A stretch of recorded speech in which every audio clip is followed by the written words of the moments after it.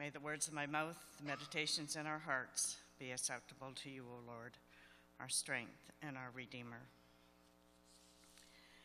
The message this morning has been taken from the annual congregational giving program.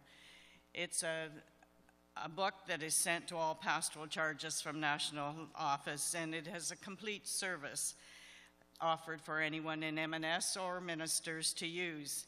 And today's message is called Living Thankfully Day by Day. When I read and I reread this message, I wanted to change it to make it my own. But instead, I reread it and asked myself, what is in this message? I found questions, I found trickery, I found dreaming, refugee status, a promise, and finally, thankfulness. I'm sure you will all find all of these things and maybe more as I share with you the contents of this message. It is based on Genesis 28:10-22, and surely God is in this place, and I did not know it. Statement that is so familiar to all of us here at Faith. It's posted on many of our doors and upstairs in the living room, and we read it and we say it quite often. So let's examine what the writer does say about this today. Do you ever have those sleepless nights when you just can't get your mind to shut down? Do you have times when life gets confusing and complicated, and try as you might, you just can't get to sleep? You try counting sheep or taking deep breaths or repeating a mantra or even reading a boring book, but nothing works. As soon as you close your eyes, thoughts of what you should do or what you should have done or what you might try next keep popping up, and any sleep that does come is restless and fleeting. I imagine that's what Jacob was having one of those nights when he lay his head down on that stone at Bethel. His life at that point was certainly confused and complicated. He was fleeing for his life, according to one story. He had tricked his brother out of his inheritance, stolen the inheritance actually. Rebekah, his mother, overheard Isaac promise to bless the elder brother Esau as soon as he got back from hunting. And while he was away, Jacob dressed up as Esau and fooled his elderly blind father into giving him the blessing. His actions were akin to one child who manages to get power of attorney from an aging and feeble parent and then empties the bank account while the other siblings are away on a vacation. When he got back and found out the trickery, Esau was furious to the point of threatening murder. So his mother, Rebekah, who had been in on the plan, sent Jacob to live with her brother for a time till Esau cooled off. She didn't want to lose them both. A different version of the story says that Jacob went to live with his uncle in order to find himself a wife from his mother's people. She didn't want him marrying one of the locals. And as he fled to his uncle's, Jacob was leaving all that was familiar and going to a strange land. We read about he came to a certain place and stayed there for the night because the sun had set. The sun sets quite quickly closer to the equator. Jacob had been walking or running all day, trying to put as much distance as he could between himself and his enraged brother. He was exhausted and alone, and it was dark. So he found a stone for a pillow, tried to get comfortable, and tried to sleep. Can you imagine the thoughts running through his head?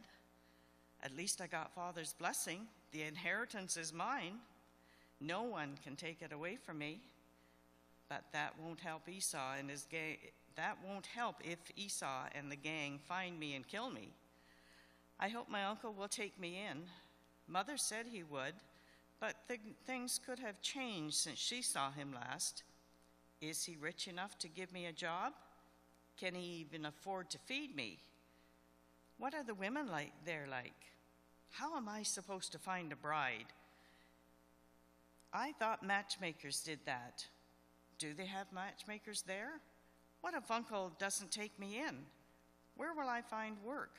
I'm a farmer, but I don't have land there. Will someone there need a farmhand? How long will I have to stay? Will I ever get to go home again? Jacob eventually fell into a restless, dream-filled sleep. Most of us don't pay much attention to dreams today, but in Jacob's time, dreams meant something. Coming out of that dream, a stairway to heaven dream, he knew the ground he was on was holy. Surely God is in this place, and I did not know it. There are times in our lives and places in our lives when the presence of God comes closer. Sometimes we don't even know it or recognize it or believe that such an experience is possible, but it happens. The Celtic people called such places thin places, places where the barrier or the difference between the human and the divine is thin, almost transparent, and when we let it, the divine presence can shine through into our lives. When we have such an experience like Jacob, we are a bit afraid, awestruck, moved, and changed. Jacob was moved to make a promise to God. Okay, God, if you are with me, as I now know you are, and if you will be with me even as I travel and live in a foreign land, I will trust you to give me food to eat and clothing to wear, and I trust that you will one day lead me home in peace. You will be my God, and from all the gifts that you give to me, I will give you 1/10. Sometimes God gets through to us during the challenges that life sends our way. Paul was born 70 years ago to a doctor and his wife in a small city in Ontario. His life promised to evolve much like that of others his age: public school, university, good job, family, successful career, and easy retirement. His siblings' life went like that, but Paul's did not. His father died when he was about 15, and his mother moved his family to another town. Paul never did fit in. Life after that move was not kind to Paul. Mental illness, addiction, and a stint in the U.S. Army in Vietnam all took their toll. But eventually, back in Canada, Paul learned to live with his situation, managing to get by on a small government disability pension, usually taking his medication, painting for enjoyment and to fill the time, and amazingly, living with an attitude of gratitude. Every week when he arrived at Bible study, he reminded the group and himself to live with an attitude of gratitude. Paul, like the apostle whose name he bears, had known good times and bad times, and he learned that life works better when you give thanks day by day.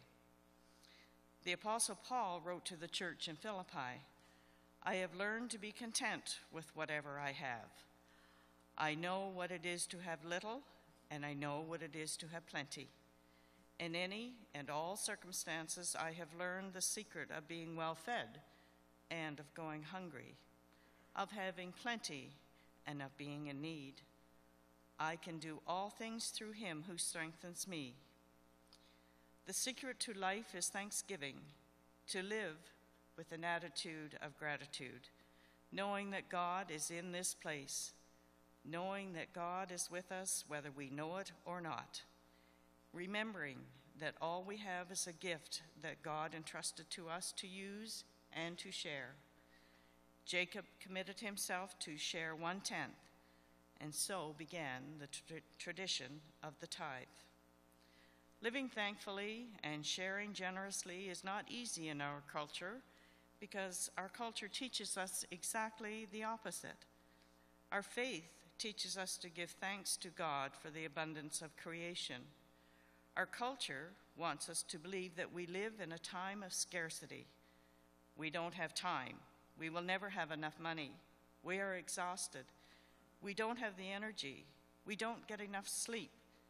And if we do get close to the point where we think we might have enough, someone will be there to tell us that we need a bit more or that someone else has more and we should too. So thankfulness is subversive in a culture that is grounded in scarcity. Being thankful turns that scarcity thinking on its head. When we are thankful, we remind ourselves that indeed we do have enough, probably more than enough. We live in abundance. God has blessed us with abundance. So we give thanks. Our attitude of gratitude, expressed in our daily lives to family, friends, co-workers, and neighbors, is subversive. So let's all be a bit subversive. Let us thank God every day, and let's not be afraid to tell others how thankful we are. Every word, every act of thanksgiving is a challenge to the culture of greed and scarcity in which we live. It invites others into those thin places where we, like Jacob, can notice that surely God is in this place. And when we pause to give thanks, we bring joy and peace and contentment, not only to us, but to those around us. Thanks be to God. Amen.